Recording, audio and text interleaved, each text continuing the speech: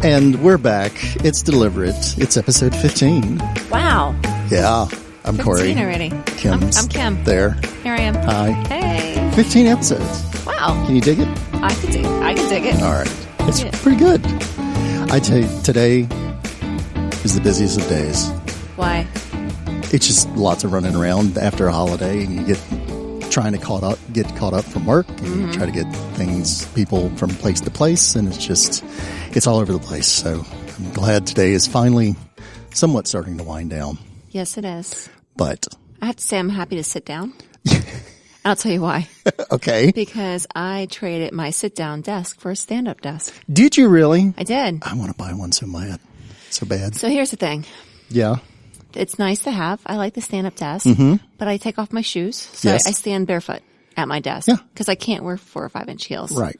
And, so then I'm always putting off my shoes when I go to the bathroom, when I go to the break room. Yeah. So, I want a standing desk. get one. I'm going to at some point. It took a little bit of time to get used to. Like my lower back, I Yeah. found myself doing lots of stretches and stuff. Yeah. But no, it's not so bad. It's fun. And then I have a lower level, so when I do get lazy, I'm like, pop my laptop out. You can change. And then I change. I go down to the lower right. level. So I've actually been researching one, and when I research things, I have like 40 browser tabs open because I'm looking at all the research and all the different give your options. Excel spreadsheet. Are you comparing everything? And when I found one that I really like, and it's got a push button kind of raise and lower type thing. So I'm like, ooh, I like that. So I'm going to have to get me one of You those. should. For home or for work? For home. Do they have those at work? No. Oh. Yeah. It's nice that they provide those at my job. It They is don't- nice. But they don't provide any sort of seating. Oh. So you don't get like a So little. it's an either or? Yeah. Oh, You yeah. don't get a little bench or anything to sit on top Yeah. of. But, Okay. so people buy their own. They do. I don't want to do that. I'm too cheap. You'd rather spend it on wine and shoes. I'd rather spend it on wine and shoes. Yeah. Okay. Well, Anyway, that's okay. So it's nice to sit down and chat with you tonight. Yes, it is. I've been doing a lot. We've been doing a lot of research I feel for like the you show. say that a lot. I've been doing a lot of reading. I do a lot of reading. I know. Because I like to read. why I like not? to learn things and figure out what we're going to do for the show. Someone's got to. So we got some things to talk about. And I was not finding anything terribly interesting to talk about at the beginning of the show. I did a lot of research and a lot of writing. A lot of writing is out there about our main topic. But very few things that kind of interest me on the sides until I found a great article on firstround.com. And First Round is apparently been around for a long time. I've never heard of them before. One of the articles I read like 4 shows ago was on there. And then there was another one on there this week called The Right Way to Ship Software. And they're very good articles. They're very long. They're very in depth. They get very specific. So if you're somebody who likes to spend 3 minutes reading something, Yes. it's going to take a little bit more than that. It's not a book, but it's very good content from people who are very experienced. And they do a lot with VC and ventures and stuff like that. But this one is from Jocelyn Goldfein, called The Right Way to Ship Software. And the crux of the article is there's no right way. There's no one right way to ship software. Huh. It was a trick question. It's a trick question. Yeah. Oh, she's And tricky, because that Jocelyn. she's worked at places like Facebook, VMware, and a bunch of other places. And they all do things differently, but they all do them in their context. So what's right for them, they optimize that. They make it work. They figure out ways to improve it. So they don't all do the same flavor of Agile or the same flavor of Waterfall, the same flavor of anything else. They adapt it to their circumstance. And that's why she's saying there is no one right way to do this. It depends on your context. So it's not a one size fits all Right. idea. Yeah. And there's some makes sense. things you can kind of build on, but it's not, the processes that work at VMware aren't going to work at Facebook. Right. And vice versa. They're just different contexts. And it really depends. One of the things she says, it really depends on your customer base. Are your customers enterprise? Do they expect predictability? Yeah. Or do they, and the interesting thing was, do they need to use your product or do they want to use your product? With VMware, you kind of need to use it, right? For scaling. With Facebook, you want to use their product. So the experience and a couple other things, is how they go about building that. Some people want to use it too much. Yes. That's true. Not saying anything. Yeah. Anyway. But yeah, and she talks about deployments and ways to go about that. Different teams deploy different ways. Do you have to have the big testing cycle at the end, or can you deploy, 40 times a day, something like that.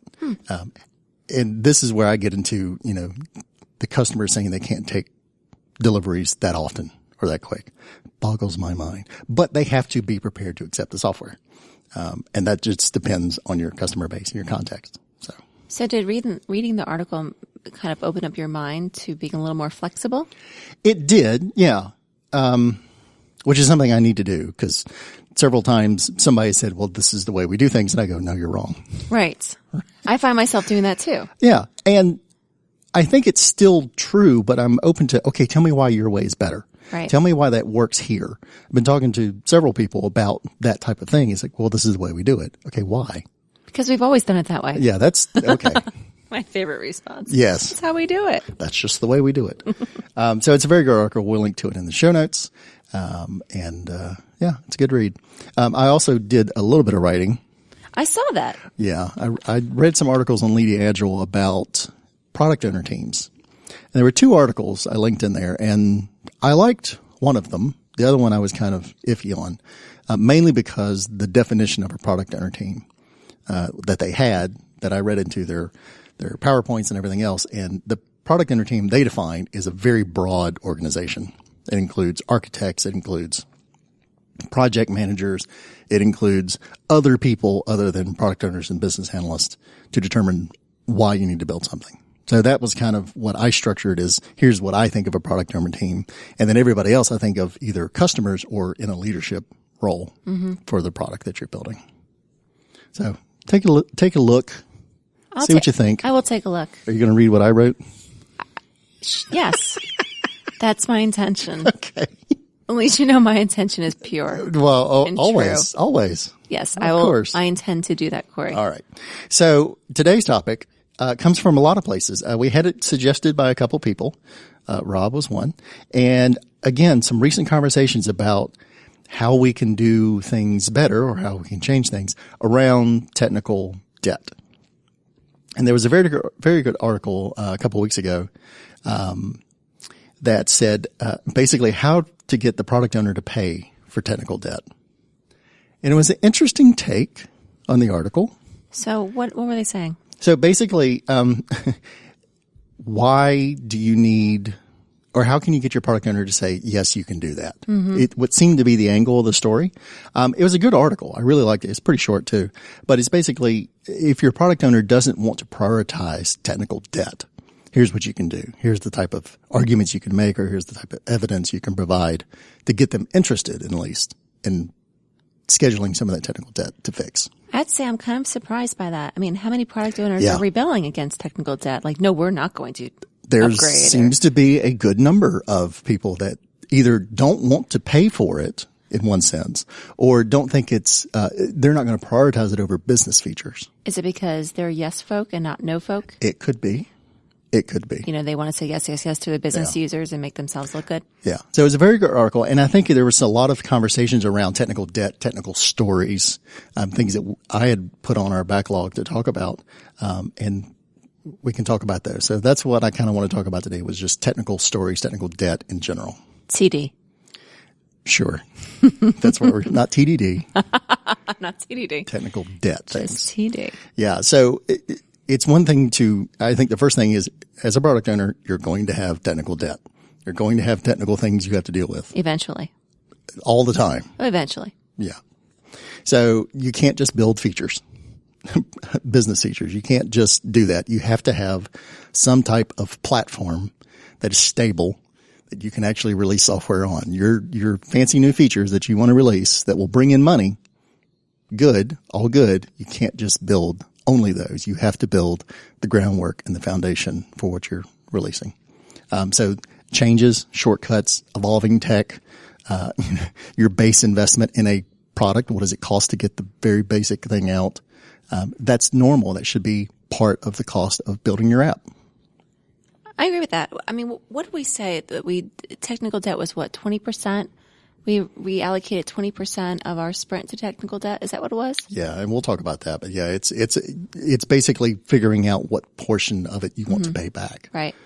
And technical debt should be treated just like any other any other stories. It's still a story. Yeah. Any work is a story Right. for me. So technical debt should be on your backlog. There should be stories written on it. There should be part of the roadmap. Yep. Again, they should be written like stories. They should have points to them and be understood by the team.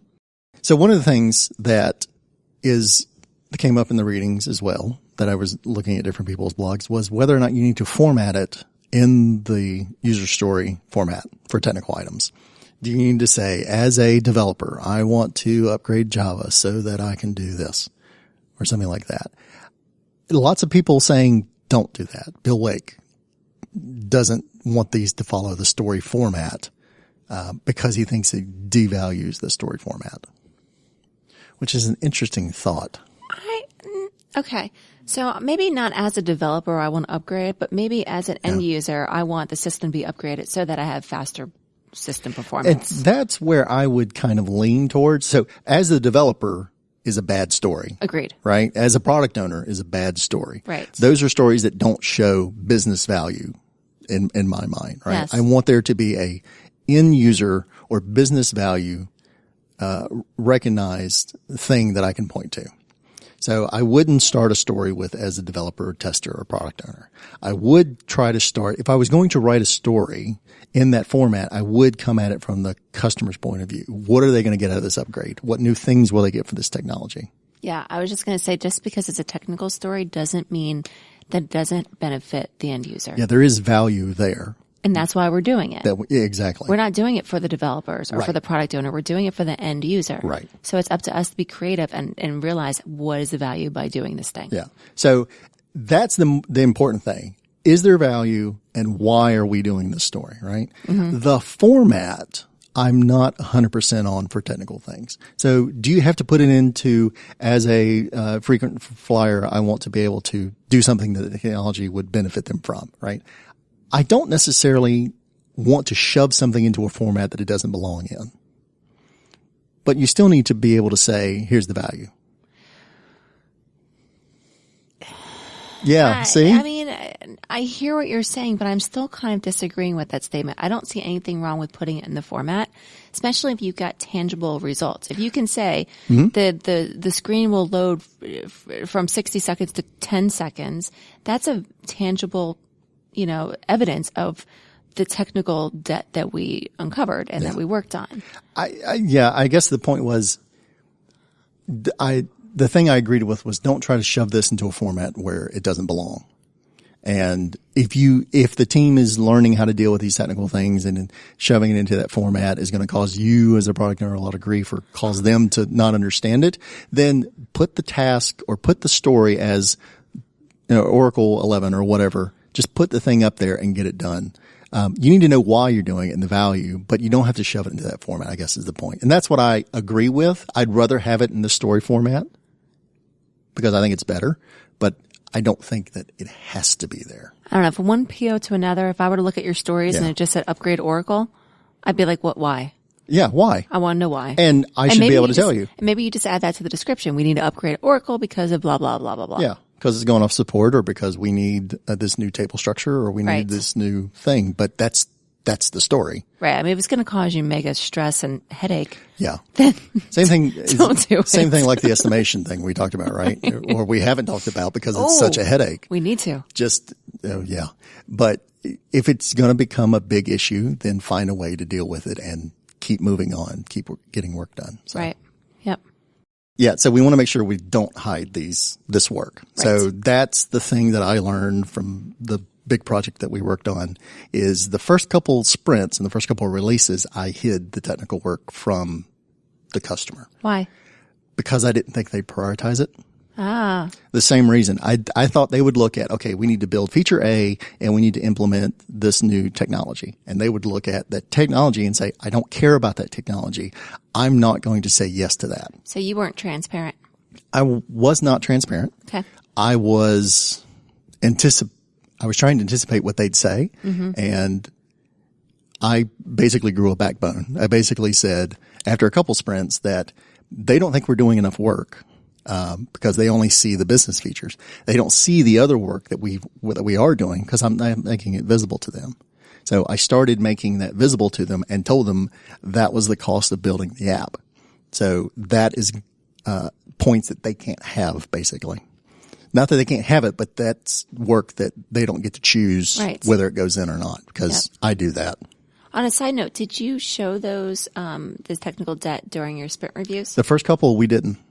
And then did you? I mean, I think we eventually did some PowerPoints and just kind of showed them what was done. We got to the point where we did show that technical work that was done in the sprint when I started showing it as part of the sprint work. Right. It's part of, first it's part of the roadmap so that they're aware of it. Yep. Yeah. Okay. So that's my lesson, and that's kind of where I draw all that stuff from, is don't be afraid to show that technical work to your customers and your clients, because it's work that is getting done and it's work that needs to be shown. And don't be afraid to show it, and you need to be able to justify it, basically, show the value of it. Yeah, and I think as a product owner, it's imperative that we understand what the value is, like why the technical work needs to be done and what we're going to be giving to the users because of that. Because again, we have to justify it and we have to explain we're working on this because of X, Y, Z, and that's going to give you, faster system or, less downtime or whatever the benefits are. And that's one of the things as a product owner, you need to be able to say what that value is. You have to speak to it. And if there is no value there, then why are you doing that? Right. Whether it's a business story or a technical story, if the value is not definable or something you can talk to, then you shouldn't be doing that work. Always goes back to the big V. Value. Is that value? Okay. I didn't know if it was something else. Wow. All right. Big V value. So let's talk about technical stories a little bit more. So tech stories are things that the team needs. Mm-hmm. So they'll tell you. They'll raise their hand and they'll say, we actually need to upgrade Java. I don't know. I'm not technical. That is a thing, though. You can upgrade. Java is a thing, and upgrade is also a thing. The big J. I put the two of those together. Things that the product needs. Yeah, the actual product needs security, or it needs something else, or it needs a new way to export something, or whatever the product that you're building needs technically. That can be a story. Yep. And things that the release needs as well. Yeah. Always look to improve your release process. Yes. To get things out the door faster, better, anything like that. Back to retrospective. That's what retrospectives are for. They help identify things exactly. to improve on. Technical stories could be bugs. Yeah. That, just need to be brought up to the top of the backlog and worked on. Yeah. If they're individual bugs, I kind of just put them up there as individual things, but very occasionally I will group certain bugs together, put them into a story and say, okay, these kind of fit this mold, so we're going to do that. Then you have a colony. Is that what? You have a bug colony. Are you trying to coin a term here? What are you doing? I didn't get a lot of sleep last night. Oh, okay. All right. We also have deployment tech stories. Yeah. What would be an example of a deployment tech story? So in enterprise conditions where you have to go through release process and everything else, we actually created a story every time we did a release, and it was the same story, but we did it every sprint or every release cycle, because we had to go through approvals and we had to go through processes, and it was work that somebody had to do, and we knew how to do it, but it was still something that needed to be tracked as part of the release. So our deployment was a story that we had to do because of the way our process worked. If you don't need those types of things, you can just deploy with, a click, then great. If you have to go through a process and that process is enough to say this is actually work that's going to span a couple of days or a couple of hours, then maybe it becomes a story. You have a really good memory. I'd forgotten about that. That was a 3-point story. It was. Every single release, that was a 3-point story. Yeah, good memory. Thank you. All right. Even in your old age, you're pretty sharp there. All right. Faster delivery. Tech stories for quicker delivery times. Yeah. So again, things that we want to improve. If our delivery, to get things out the door when we cut a build, if it's 20 hours, how can we make that 10 hours? How can we make it 5 hours? How can we make that process better so we're not waiting around for delivery? Right. And then also there's always the technical upgrades. There's always going to be something that needs to be upgraded. A new version or something like that. And hopefully you learn about those months in advance, not, on Tuesday, right, we can't use Oracle anymore. Right. We need to be aware of what's going on in the future. Mm-hmm. Yeah. Yep. And then, so tech stories again, technical debt is a different thing. So technical debt is work that either the team has done because they were trying to do something fast. There's lots of ways to get technical debt. It's just work that you have to go back and redo. So things like refactoring, things like automated tests. So you should be doing automated tests with your stories. Yes. But if you don't have any automated tests, then that's technical debt to me. I agree. And a lot of people are saying, how can I get that stuff into my product? I need to do that. That's technical debt. Let's categorize it as that, and let's figure out what we can do. So you can catch up. Yeah. If the team's gone in and they built something and they need to go back in and change it, if they need to refactor something, or if they need to rip something out and do it completely new, that's a refactoring thing. That's a technical debt issue. Continuous integration, any bugs or things that they flew by that they now have to go back and redo because it's going to be a pain for them going forward. We want to categorize that as technical debt. We want to get a story on that or get something on there on the board to say, this is something we need to fix. Here's time to fix it. And here's when we're going to fix it. Right. So I like what Bob Galen says about technical debt is the first thing you need to do, like in any situation, when you're in trouble, is stop making it worse. Stop digging the hole. Yes. And then you can start to climb back out. So if you're doing things that cause you to have technical debt, if you're a product owner and your team is accumulating a massive amount of technical debt every sprint, stop and find out why. Right, because eventually it will catch up to you. It will catch up to you. Yeah, absolutely. It's going to break you at some point, and we'll talk about that in a minute. But yeah, if you have technical debt, if you have things that the team is intentionally skipping, and you're part of the problem, if you're saying, don't worry about that, we'll catch it later. Right. No, right. Catch it now, figure out what you need to do, and make it part of that story that you're working on. So yeah, technical debt can drown you. It can really kill you. I mean, you can look at it like, let me take, for example, my house. So my patio, my front porch was falling down. Do you remember this? Oh, yeah. It's falling down and away from my house. Okay. So we had these concerns that the poor delivery people would fall through, you know, the delivery Chinese guy and the Pizza Hut guy or whatever. They're all just going or me. I don't go through the front. So I was in no danger. But instead of, fixing that, we just let it sink deeper and deeper while we put in new granite countertops. Yeah. And we painted something and we replaced something else, Yep. like light bulbs and whatever. Yep.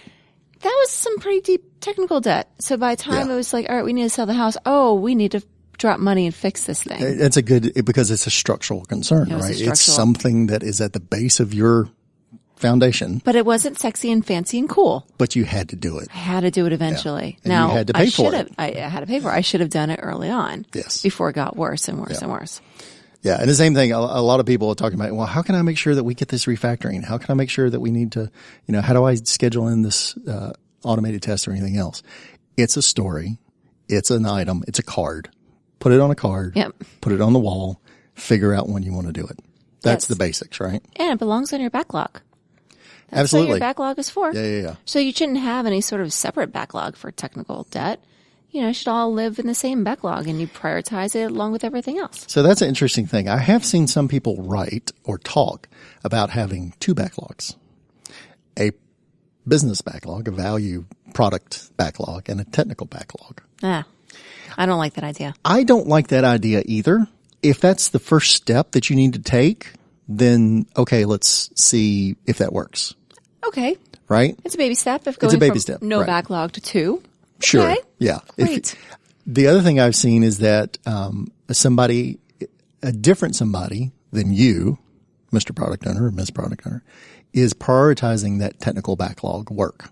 Like maybe a development manager. Like a development manager architect. or a technical lead or somebody like that is the one who's prioritizing that type of work.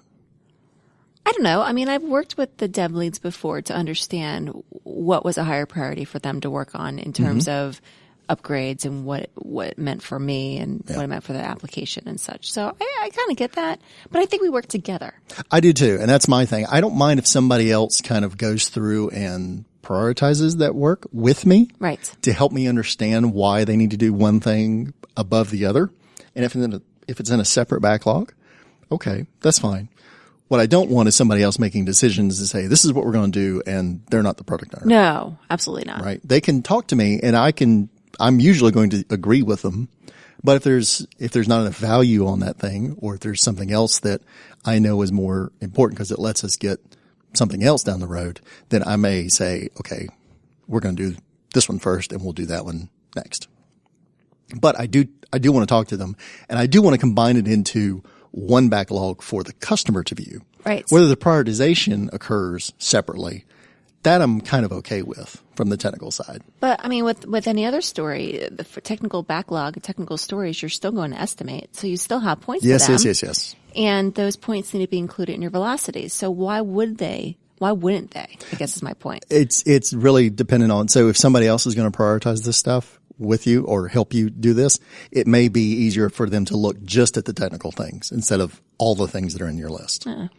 So if there's an architect or a dev manager who's going to say, these are the top 10 technical items, then let's just look at those. It's a view on your backlog, basically, or it's a different list. It's not, I would make it so that it's a view on your list, not a separate list. Sure, you can tag it and then you can sort just by looking at the text stories. And that way, when you sort those things in your tool or in your board or whatever, when you expand it out to look at the whole thing, you see where those things are in context with your business stories. Right. But then you get a view of all of your stories. Yes. So you may have research spikes in there. You may have just normal stories. And that's the important thing, is to go through and prioritize all of those things together.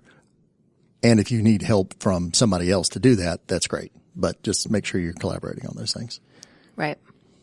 And then we talked a little bit about prioritization. So working with that person, or maybe you know everything yourself, to prioritize those stories along with everything else for your sprints.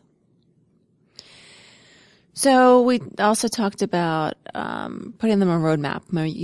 You mentioned earlier that you didn't have a spine at one point, which I'm surprised to actually hear you ever say. Did I say that? Yeah, I think you said you were spineless. Damn it. Or maybe you said you didn't have a backbone, but I think that's kind of the same thing. I was trying to couch it in a learning experience, but you made it sound bad. I don't like that. So don't do what Cory did and include them on your roadmap. You got them on your backlog. Put them on your roadmap so people can see, oh, in Q2, you're going to be upgrading that. Oh, that's cool. Yeah. Or, hey, you're going to be doing the latest version of Angular on this release. That's cool. That's awesome. Yeah. So just put them on there. And again, talk about them, make them public, make them visible.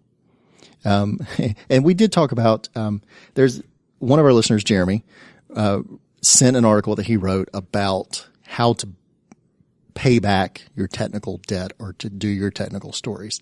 You mentioned at the top, we came up with a way to budget a certain amount of time each sprint to work on technical things. So we come up with 20, 30%, whatever it was. And that 20 or 30% of the sprint was reserved for only those technical things. We got to a point through a lot of effort and a lot of good practices that we didn't need that 20 to 30 every sprint. There was a couple where it was all business because we didn't have any technical debt. Yeah. We got to be that good. But if you're starting out, you need what Jeremy says is treat it like a financial debt. Mm-hmm. It's something you have to pay back or you're going to get killed by it. You're going to get foreclosed. You're going to get, all these other representative financial terms. That's going to happen with your technical pieces. So you need to create a budget for them. It's a really good article. We'll link to that in the show. But you need to put those things on your sprint and you need to say, this is the budget for this. And that is an unnegotiable thing. That's we're going to have that, right? The number's negotiable, but the fact that we're, and it needs to be something greater than zero. But the fact that we're going to have something on there is what's important. And if you need to start with 10%, start with 10%. If you can get up to a good number where you've got a good balance, if you've got a lot of technical debt, if you've got a 15-year-old product and you have no automation. Yes. What do? You retire the product. Do you want? Maybe so. Maybe you start from scratch. Completely new. But if you can't, and you need to do some automation testing, you need to do refactoring. Let's say you do 50-50. Right. Let's say you do 75-25, something like that. Right. But it's up to us as product owners, again, to reiterate why it's important that we tackle this debt. Yeah. And especially things like automated testing. We should be able to clearly demonstrate or explain to everybody, customers, clients, teams, bosses, everybody else, ourselves why we need automation testing. Yep. So yeah, create your budget for your technical things and keep that budget. Yeah, that's a good analogy. There's also times when you have hardening sprints. If you can have those, you do a lot of technical things. If you have people on vacation, if you have enough people on vacation, then maybe you need to do some technical things. Maybe there's not enough business focus, especially like over Christmas, stuff like that. Yeah. Yeah. Sometimes you can have just technical sprints. If you have enough, you can just say, look, we're going to do 3 sprints of business value and we'll do 1 sprint of technical stuff. And that's our 3-to-1 ratio. And that's our 75-25. Maybe that's how you do it. I'd prefer to have a little bit each sprint. So you kind of get that constant pace and that you get people used to it. Mm-hmm. But just budget for it, basically. And you have to acknowledge that these things exist. You can't hide them. You can't act like they aren't going to break you at some point, or the team. If the team is constantly catching up, trying to Band-Aid things, they're going to break. They're going to overwork, or they're going to miss something at 3 a.m. where they're trying to patch something, and it's going to fall over, and you're going to pay more than you would if you would just fix it and keep going. Yeah. Don't break your team, and don't break yourself. Don't worry too much. You've got a budget. Have your wine, sit back, relax. Everything's going to be good. Yeah. Don't bury your head in the sand. Right. You know what happens, right? When you bury your head in the sand, You become an ostrich. you get your butt kicked because you didn't see it coming. By an ostrich. By an ostrich. Or maybe a camel. Okay. All right. So what should we be going for here with all of this reduction in technical debt? Yeah. Why are we doing all these things? Well, we want to have very few unknown or delayed defects. Yeah. Defects are a bad thing. Minimize those. Usually. And there's ways to reduce them. And the ones that bother me more are the ones that, that's new information. That's a new defect that we didn't know about. So we want to make sure that we know, all the defects we have. And by having these technical pieces, this automation, the refactoring, the continuous integration, all these things will help us identify those things before they become deployment problems or customer problems. Right. And obviously it's to reduce the bad technical debt. Yeah, there was an interesting article that Bob had linked to when he was talking, or he had referenced Henrik's article on technical debt, which is a really good one, which we'll link in the show notes. But he's talking about good technical debt and bad technical debt. What's the difference? And the difference between them. So the bad technical debt is where you shortcut stuff. Whenever anybody says, we'll just hack that to do that, that's going to that's going to become bad technical debt. Right. If good technical debt is things where you're researching and you're creating some prototypes or some demos or something else, and you leave that in there when you do your deployment or when the sprint boundary crosses or whatever else, and you need to go back and take that out or tweak it or something else. That is what he categorizes as good technical debt. Okay. And I like that definition. Yeah. Things that you intentionally do poorly because either you don't have time or the product owner is pushing you to do stuff, which, by the way, you shouldn't be doing. But that's why you get bad technical debt, is when there's a lot of pressure and there's a lot of issues that have to be resolved. Good technical debt is when they're learning, basically. Yeah, that's when the corner cutting occurs. Another thing that we should do is listen to the teams, because they'll say things in passing, and it's up to us to clue in on those things. They may say, I don't know what they'll say. They'll say something that makes you go, what was that? And it's up. They're usually the ones that raise it. Yeah. The technical, and that's nice because they care. And it's usually in those side conversations too, when you're looking at a story, you're talking about something, and you'll hear them say something. And that's why it's important for us not to tune out when the team starts talking technical stuff. Yes. Because that's where I want to turn into, okay, I'm listening for where somebody says something's wrong, or where somebody says, well, that's a problem because we didn't do this last time. Or such and such is missing. Wait a minute. Yeah. What do you mean? Tell me about that, because that may be something we need to do as technical debt items. Yep. Agreed. Yeah. And I like the definition of done. So teams should have their definition of done. Sure. If you need to put in some of these things like automated testing and refactoring and stuff like that, put it in your definition of done. That's a great way to make sure these things keep going well, as you're going forward. I like we've done a couple times with our teams. We put in the Boy Scout type of rule where when you come to a campsite, you leave it cleaner than you found it. So when you go into code, you leave it cleaner than you found it. That's nice. If you need to budget that as part of a story, that's something you can do, especially if it's part of your definition of done. Or if you want to say, last time we were in that code was a year ago, maybe we need to take a separate story or do something else where we clean that up and make sure that it works well for the next thing. Yep. So yeah, just whatever you're going to do, technically, make it either as part of your definition of done or make it something that you can actually do there. Yeah, and again, the up-tempo bit. Part of the benefit of Agile is you can get to the point where you can release things faster. But if you have crappy code and a crappy system and all these other things, it doesn't matter that you can do these get code out fast if it's just going to break as soon as you get it out there. Because that's ultimately going to slow you down. Yep, or it's just bad. So don't do that. Don't do it. So we're going to link to lots of good articles from Henrik, from Bob, and from the article that I read, to start this whole thing off. So very good information on technical stuff out there. Yeah. Lots of good reading materials. And that's what I spent the most of the last couple of weeks looking at is all the reading materials for that. So budget for it, do it, get it done, product owner. Make sure that you know why it's being done. Yeah. And then you can speak to it. Yep. Yep. And justify. Justified. And have a backbone. Please. Yes. Okay. All right. So we have feedback, and if you want to give us feedback or you want to ask us questions about the product owner space, you can let us know and contact us at deliberatecast.com, on Twitter at deliberatecast, and email at deliberatecast@gmail.com. Did we get any questions? I found a question that I thought was interesting. You found one? Yeah. Laying on the sidewalk? No. Behind a garbage can? No.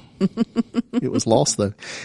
Basically, it was talking about Agile and non-tech functions. Okay. So here's the question. Can Agile/Scrum be implemented for non-technical functions like, say, sales and marketing? Oh. I've seen a lot of experience being shared in software development processes, but not on any other functions. I've actually seen it in sales and marketing. Have you? I have. Yeah. They have a stand-up board and everything. It's more of a Kanban, right? So Yeah. they'll use it. They'll have their daily stand-ups. They'll talk about what they're doing. They'll have their tasks. They move them along. So I definitely see how it could be used.